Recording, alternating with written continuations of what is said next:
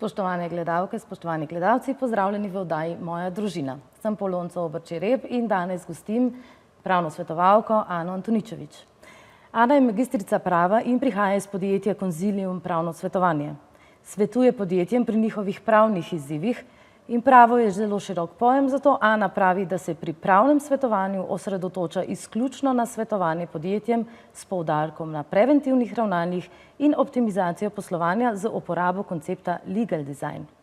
Želi si pomagati podjetjem, da prepoznajo tveganja, s katerimi se soočajo na poslovni poti in sprejmejo kvalitetne odločitve za njihovo uspešno poslovno rast. Ana, lepo pozdravljena v oddaji Moja družina. Lepo pozdravljena, hvala za vabilo. Zdaj, za začetek bi te rada vprašala, zakaj pravo, zakaj poklic prava? Imaš kakšen poseben trenutek, da si se odločila, jaz bom pa pravnica? Ja, to je v bistvu zelo zanimivo vprašanje, ker sem en izmed tistih ljudi, ki so že od majhnega trdili, da bojo odvetniki. To se pravi, jaz sem govorila, da bom odvetnica in potem sem v bistvu z odraščanjem nekako tudi skozi študij sprobala različne veje prava in na koncu sem pristala tukaj v pravnem svetovanju za podjetja. Super, hvala. Zdaj, pravno svetovanje je lahko zelo, kot sva rekla od začetka, širok pojem, veliko stvari se dogaja, pa me zanima, na katere segmente pravnega svetovanja pa se vi posebej koncentrirate v tvojem podjetju? Ja, res je, pravno svetovanje je zelo širok pojem, še posebej, če vzamemo zraven tudi osebne zadeve, kazenske zadeve, to se pravi, pravo se v bistvu povsod vtakne, a ne. Mi smo se pa v našem podjetju osredotočili res samo na delovanje podjetij, tako da svetujemo na 4 glavnih področjih. Prvi so v bistvu pogodbene zadeve, sem noter uvrščamo vse možne pogodbe, od tistih, ki jih sklepamo s poslovnimi partnerji, dobavitelji, naročniki in tudi kakšne druge, recimo splošni pogoji poslovanja so zelo popularni zadnje čase, ker je veliko spletnih trgovin. Potem drugi del so kadrovske zadeve, tukaj noter pa še vse od pogodbe o zaposlitvi, odpovedi, raznih pravilnikov, ki so v podjetjih obvezna ali pa zelo priporočljiva. To se pravi vse, kar ureja podjetje znotraj njihove delovne procese. Tretji del je precej nov, pa je čedalje bolj pomemben, gre v bistvu za varstvo osebnih podatkov in skladnost z zelo znano GDPR. Ta je v bistvu zaslovela pred nekaj leti, a ne, in v bistvu je od takrat naprej zelo močen aspekt vseh poslovanj. Potem zadnji del so pa v bistvu intelektualna lastnina. Sem noter, ta del je pa mogoče majčkeno zanemarjen v Sloveniji, sem noter uvrščamo blagovne znamke, razne modele, patente, to se pravi vse, kar je vredno neke zaščite, a ne, in je v bistvu nam pomaga, da je naše podjetje bolj prepoznavno, pa da so tudi naši produkti varni. Super, hvala lepa. Zdaj pa, ko si rekla razne stvari, razne pogodbe, na vse moraš biti pozoren, je en vidik, ne, ampak pri mojem svetovanju, ko stranke prihajajo k meni v pisarno, pa ugotavljam, da ne nazadnje je veliko takih v Sloveniji, ki imajo neke oblike, pravne oblike za delovanje v svojem poklicu, recimo tudi velike SP-jev, a ne glede na to, mogoče oče ima en SP, pa mu še kdo zraven pomaga, ne, in bi se rada dotaknila zdaj s tabo družinskih teh podjetij, ne. Velikokrat slišim, ja, smo družinsko podjetje, tako pa bi te prosila, da razložiš v tvojem jeziku, kaj to družinsko podjetje pravzaprav dejansko je. Ja, drži, velikokrat slišimo termin družinsko podjetje, a ne, ampak se v bistvu ta termin zatakne že pri besedi podjetje. Beseda podjetje v bistvu izvira iz bolj socioloških krogov, to se pravi ni pravni termin in kot tak ne obstaja. Gre pa načeloma po socioloških teorijah za združenje različnih ljudi, ki stremijo k enemu cilju, ne. Seveda pa potem mi pravniki to zavijemo v neko pravno obliko, temu se pa reče potem gospodarska družba. Tako da v bistvu naše podjetje lahko deluje v različnih pravnih oblikah. Lahko je to d.o.o., družba z omejeno odgovornostjo, ki je ena izmed najbolj znanih, ali pa tudi recimo samostojni podjetnik, ne, ki je v Sloveniji znan bolj pod kratico SP, ne. Vsi ponavadi odpremo SP. Tako da v bistvu tukaj je ta prva distinkcija, ne. Zdaj pa kako pa pridemo do družinskega podjetja, je pa v bistvu zelo zanimivo, ker neke fiksne definicije nimamo, ne, kdaj gre za družinsko podjetje. A pa lahko, je kakšen trenutek, ko lahko prepoznamo, da gre za družinsko podjetje in kaj bi bil ta aspekt, recimo, ali pa... Ja, seveda. Povratna informacija. Imamo približno 3 take zelo tipične kriterije, po katerih podjetja presojamo, da jih uvrstimo kot družinska. Prvi je lastništvo kapitala, to se pravi, kdo je lastnik kapitala, ki ga ima podjetje. Če je to znotraj družine, lahko rečemo, da gre za družinsko podjetje. Potem drugi je recimo zaposlenost.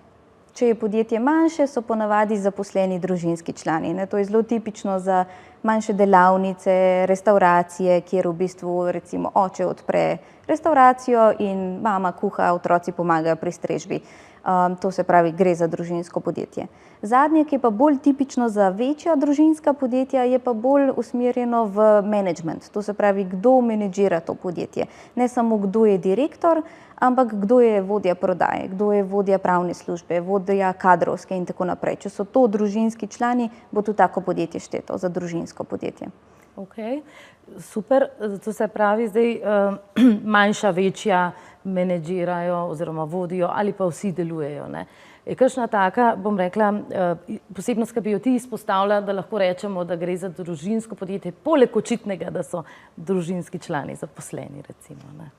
Ja, to je predvsem recimo specifika večjih družinskih podjetij. Še posebej, če pogledamo mednarodna podjetja, za katera mogoče ne bi na prvo žogo sklepali, da so družinska, kot je recimo Lego ali pa Guinness, recimo zelo znana znamka piva, tudi BMW, Mercedes-Benz, so vse družinska podjetja.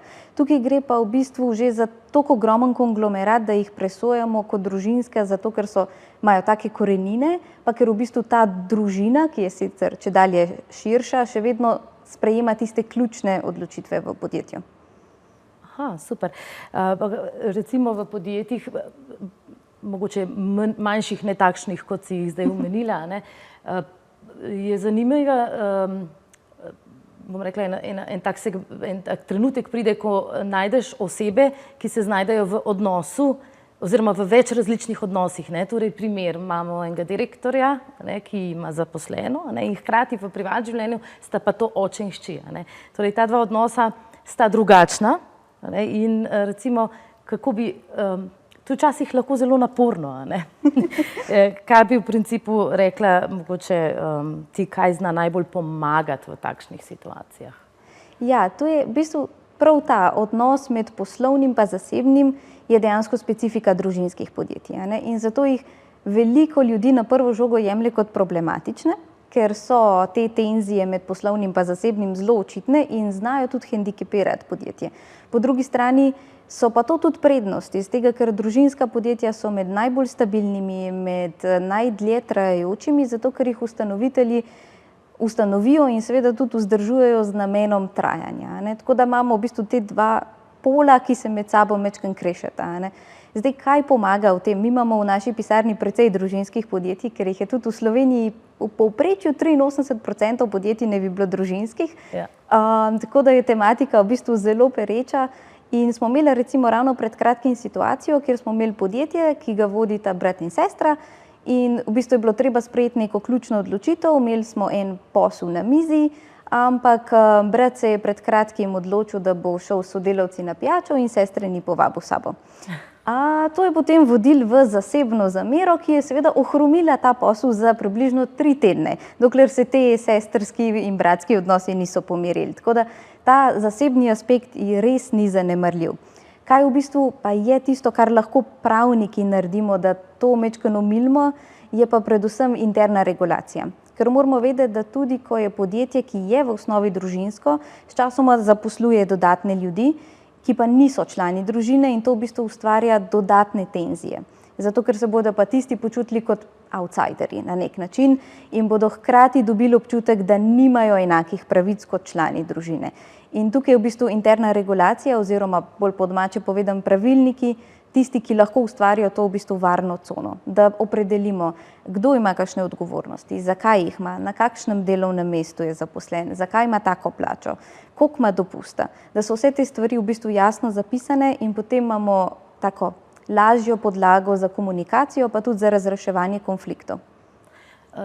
Ja, torej, če lahko tako rečeva, da te interne regulacije, tudi če so ne samo zunanji zaposleni, tudi če so brat, sestra, oče, hči, se tudi s to interno regulacijo lahko majčkeno zaščitiš oziroma narediš eno tak zidek pred temi osebnimi kreši oziroma na tem področju, osebnem, družinskem področju, kjer pa ne nazadnje niso povezani z poslovnim. Super, Ana, nadaljevali bova pogovor na temo družinskega podjetništva po kratkem predahu.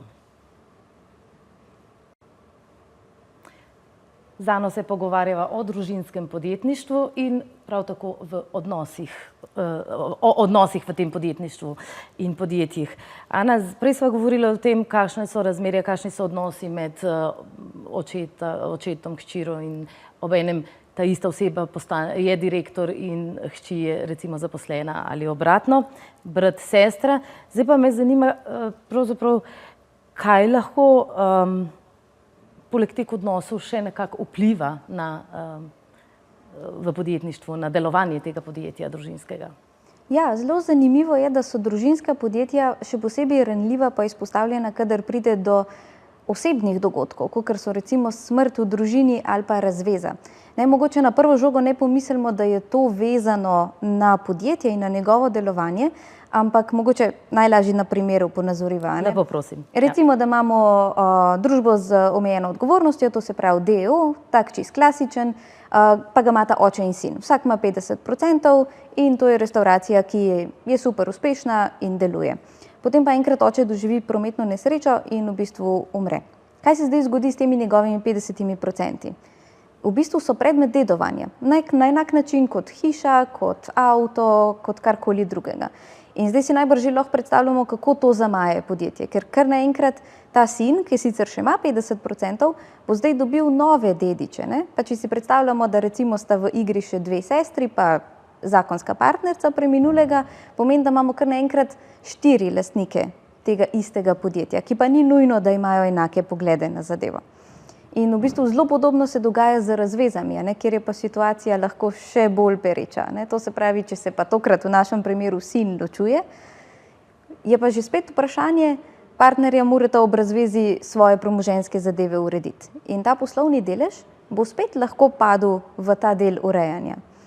In kar je tukaj še posebej nevarno je, da če se partnerja ne bosta uspela dogovoriti s kakšnim sporazumom, bo to problematično, zato ker sodišča znajo zelo pragmatično odločiti. Sodišča bo rekla, ok, 50% tam, 50% tam, zdaj si pa predstavljamo, da imate svojo bivšo ženo v podjetju. Najbrž to ni lih. Za življenj scenarij je tudi vprašanje, kako bo to podjetje še funkcioniralo. Pa tudi, če ima zdaj 3 lastnike v tem primeru. Tako da to sta dve taki specifiki, mogoče se pa lahko zdaj dotakneva na hiter še, kaj narediti, da do tega ne pride. Ja, lepo prosim. Ja, zdaj v bistvu na 2 področjih lahko ukrepamo. Prvi je res ta osebni aspekt, kjer lahko ukrepamo kot lastniki podjetij in to je z oporoko. To je v bistvu prvi in tak nujen temelj, ki se ga moramo nekako lastniki podjetij zavedati, da v bistvu uredimo premoženjska razmerja za primer naše smrti. To se pravi, ta oče v tem primeru je imel opcijo, da z oporoko uredi, kdo bo podedoval ta delež, na kakšen način, kaj dobijo drugi deleži in tukaj se nam v bistvu raven tveganja precej zmanjša. Lahko samo vmes uskočim, ker si rekla oporoka, pa oče lahko to opredeli, ampak iz primerov, ki jih spremljam tudi in poznam, se potem pa najdejo tisti razni nujni deleži in tako naprej. To drži tudi za deleže podjetja družinskega? Nujni delež je v bistvu predstavlja 1/4 celotne mase, ki bi dediču pripadala, če ne bi bilo oporoke. To se pravi, sem pa še čist nerazdeljena 1/4. Lahko je to 1/4 poslovnega deleža, karkoli je v bistvu v dediščinski masi. Tako da, ja, nevarnost nujnega deleža še vedno ostaja in še vedno je recimo lahko problematično, če bi ta oče, ki je umrl, v oporoki zapisal vse svojemu sinu in bi v bistvu ostale dedinje ostale brez vsega in bi uveljavljale nujni delež, bi to še vedno lahko zamajalo podjetje do določene mere, ker bi v bistvu ta sin kot edini dedič po oporoki moral nekako napraskati dovolj denarja, da ostale dedinje izplača. Ampak še vseeno je to nižji znesek, lahko je vnaprej predvideno. Seveda najbolj idealna opcija je pa, da se te razmere uredijo vnaprej z pogodbo na tak način, da v bistvu vsi dediči potencialni vejo, kaj se bo zgodilo in se v bistvu premoženje razdeli za primer smrti že za časa življenja. Si me ravno spomnila na en primer enega mladega podjetnika, ki je žal prehitro umrl, in njegovo podjetje je bilo razpršeno, Slovenija pa še 2 druge države v Evropi in seveda tudi otroke je imel tako razpršene. Ne gre za to, bolj moje vprašanje je, kaj pa v takem primeru? Jaz z vidika investicij sem že nekako rešila, ampak kaj v takem primeru prav glede podjetja, ker je družinsko, pa ni bil je nekako sam, pa dediči še niso bili dovolj zreli, da bi to peljali naprej, oziroma odrasli niti ne. Kaj je tisto, ker ni bilo oporoke, poleg teh oporok, predporočnih pogodb, tisto, s čimer lahko to nekako zaščitimo, omejimo ali pa vnaprej določimo?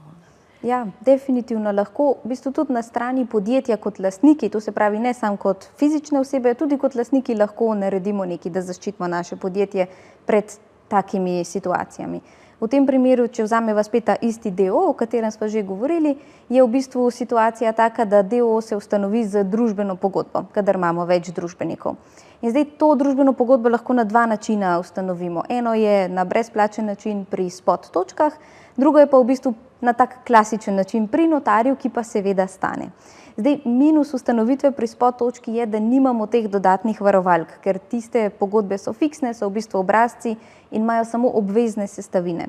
Tako da moj nasvet bi bil definitivno pri odpiranju podjetja že v družbeno pogodbo zapisati, kako se bo dedoval poslovni delež v primeru smrti, ker imamo več različnih opcij. Lahko omejimo dostop dedičem in zahtevamo takoj v bistvu odkup in samo izplačilo.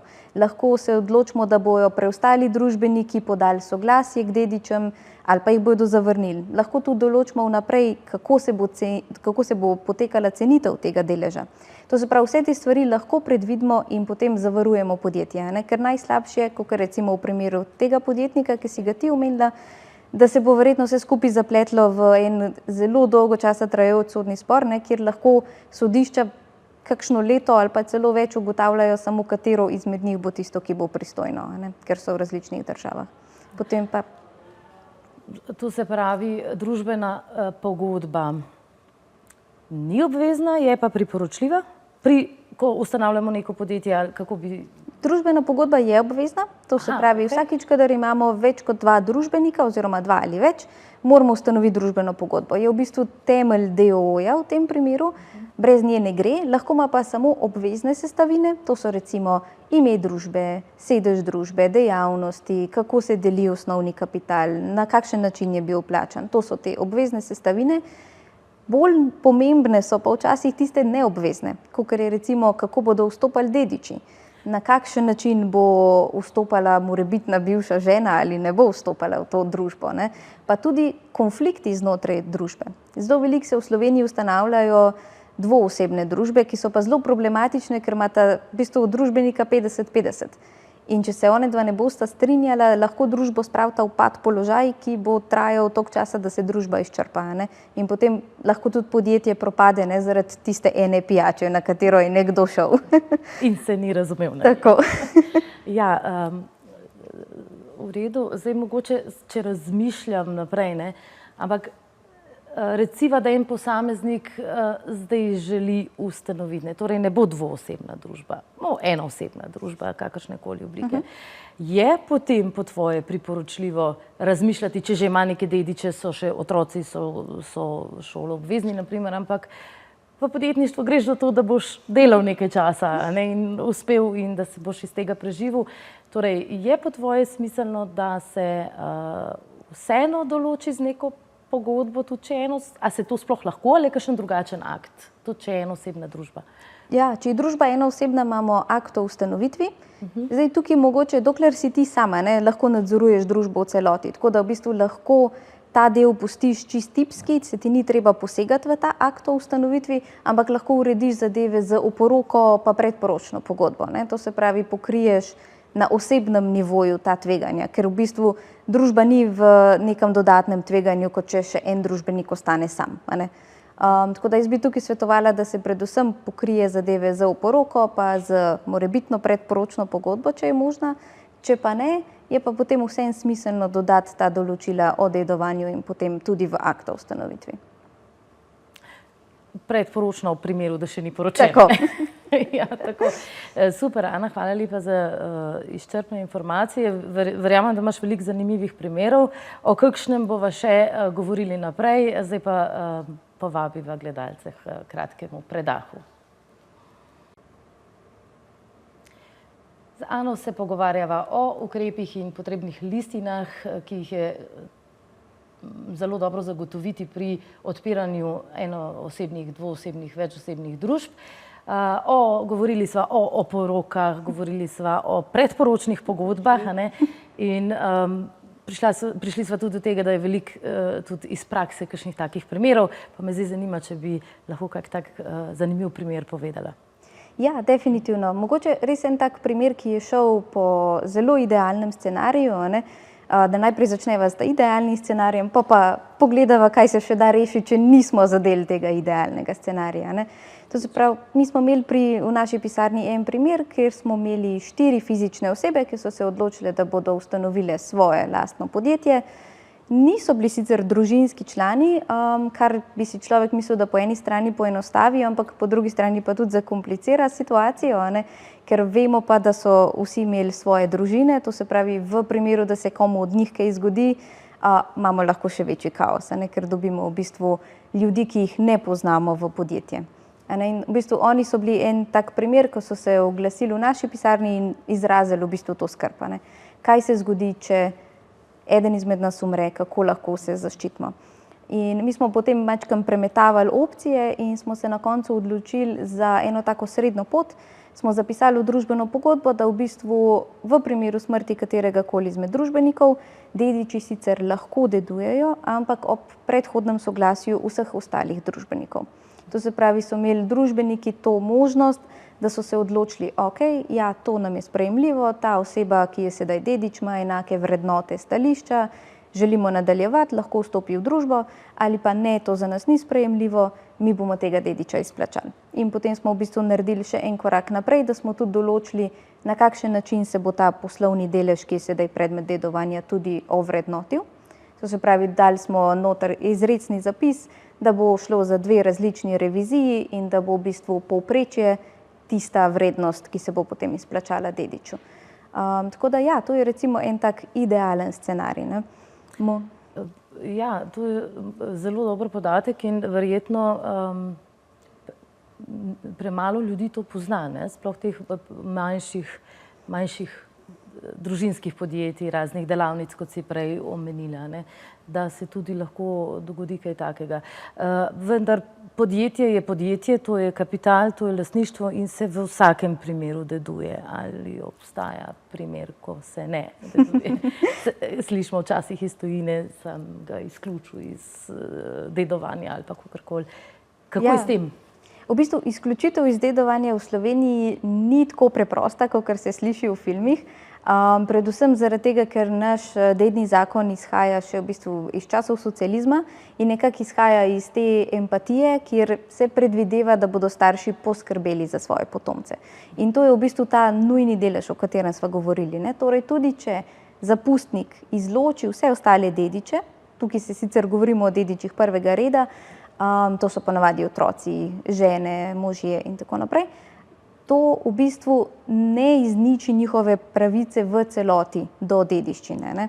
In to je v bistvu ta nujni delež, ki ga imajo oni še vedno možnost zahtevati, če nekako niso dobili ustreznega zneska, ne, oziroma ustreznega dela dediščine, da v bistvu vsaj nekaj dobijo. Gre v bistvu za nek poskus zakonodaje, da uredi te sicer meddružinske odnose, ne, gre v bistvu za precej globok poseg zakonodaje v družino, ampak z vidika, da bi v bistvu bilo za te otroke poskrbljeno, ne. Tako da ja, ne moremo v bistvu čisto izključiti tega. Zdaj, razdedinjenje sicer v Sloveniji obstaja, ampak se v praksi ne uporablja, no. Je tudi kar precej kompleksno. Hvala lepa. Prej sva govorili, da se vrnem nazaj še o družbah, ki se ustanavljajo, družbenih pogodbah, nekaterih ukrepih in tako. Me zanima, kako pa postopati pravzaprav pri podjetju, ki je že nekaj časa na trgu, obstoječem. Razumem, ko se ustanavljam, imamo lahko za vse te akte čas in to, kar si rekla, a ne, priprave, se pozanimamo. Kaj pa tam, kaj že je? Ja, drži. V bistvu zato so tudi najprej obdelali ta idealni scenarij. Okay. Ko še ustanavljamo podjetje, da že vnaprej razmislimo, kako bo z dedovanjem, kako bo s tem. Mogoče ena zelo pomembna tema, ki se je še nisva dotaknili, pa se sicer še dogaja pri preventivi, je konflikti.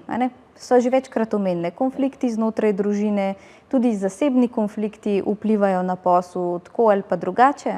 Kako tukaj zdaj zaščitimo podjetje, da ga ne ujamemo v pad položaj. In v bistvu tudi tukaj nam lahko pomaga družbena pogodba z vnaprej predvidenimi tako razlogi kot postopkom, kako bomo družbenika izključili. To se pravi, za izključitev družbenika gre, kadar ga odstranimo iz družbe proti njegovi volji. Ponavadi gre to za kakšne hude kršitve ali prodajo poslovnih skrivnosti in tako naprej. Po drugi strani pa tudi izstop družbenika. Lahko se situacija spremeni, recimo, da ima ta sin iz tega najinega primera, ki smo ga imeli, recimo, da dobi eno zelo dobro poslovno priložnost v tujini.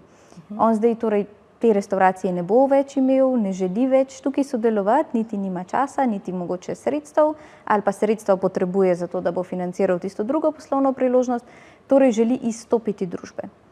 Komu zdaj lahko on proda ta svoj poslovni delež? Kar komorkoli, a ga bomo omejili, ker tudi v bistvu na tega preostalega družbenika, v tem našem primeru je to oče, vpliva, kdo bo vstopil v družbo.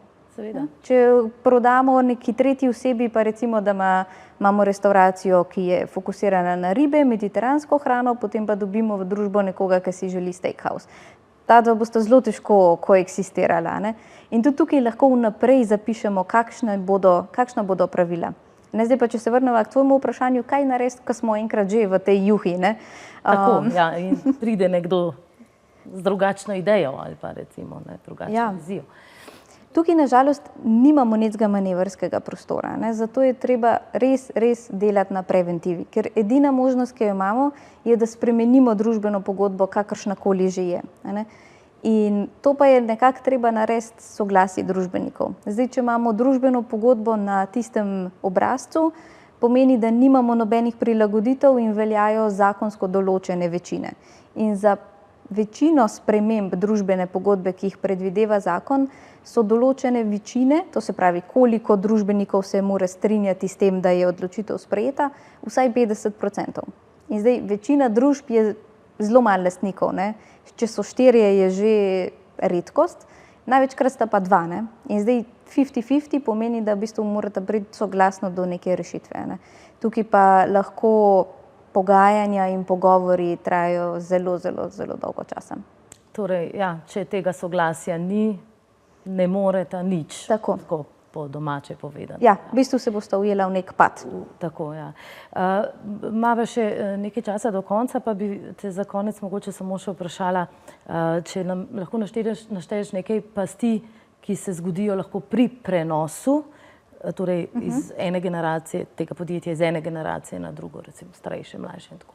Ja, zanimivo je, da kljub temu, da so družinska podjetja tiste, ki so med najbolj stabilnimi, pa je v bistvu ravno prenos iz ene generacije na drugo najbolj smrtno nevarna stvar, ker se lahko zgodi družinskemu podjetju. V bistvu po statistikah prenos iz prve na drugo generacijo preživi samo 1/3 družinskih podjetij. Zakaj misliš, da je temu tako? Najbrž predvsem zaradi teh razlogov, ki smo jih zdaj našteli, ker enostavno stvari niso vnaprej predvidene. Pa lahko mogoče zaključiva z eno tako metaforo, pa bom jaz zdaj tebe vprašala nekaj. In sicer, a se igraš kdaj družabne igre? Ja, seveda. Pri majhnih otrocih je to neizogibno. No, odlično. In ko vi, družina, kupite družabno igro, pa odpakirate tisto voj, pa date tiste stričke ven, pa si jih ogledate, kaj pol naredite? Ja, največkrat bi kakšna navodila prebrali, če še ne poznamo te igre. Točno tako. V bistvu preberemo pravila igre. Ker če ne bomo prebrali pravil igre in jih bomo začeli tiste stričke po naši plošči premetavati vsak po svoje, se bomo slej ko prej skregali. In če to metaforo prevzamemo na naš posel, so v bistvu naše družbene pogodbe, naše politike interne, naši pravilniki, so v bistvu pravila igre, s katerim se mi dogovorimo z ostalimi akterji, kako se bomo igrali. In to je tisto, kar je res bistveno. Da si vnaprej povemo, na kakšen način se bomo igrali. Ana, zelo dobro si to zaključila. Hvala lepa. Seveda lahko tudi povzameva in rečeva, tako kot o zdravstvu, bolje preventiva kot kurativa, svetuješ tudi ti, da se tega postopimo, oziroma vsak, ki se ukvarja s podjetništvom in ima podjetje, postopi raje preventivno postopa kot kurativno postopa. Ja, definitivno. Zahvaljujem se ti za zelo izčrpne informacije. Hvala, da si bila z nami danes v oddaji Moja družina. Vas, spoštovane gledalke in gledalci, pa povabim, da nas spremljate in gledate vsako sredo. Hvala lepa. Nasvidenje.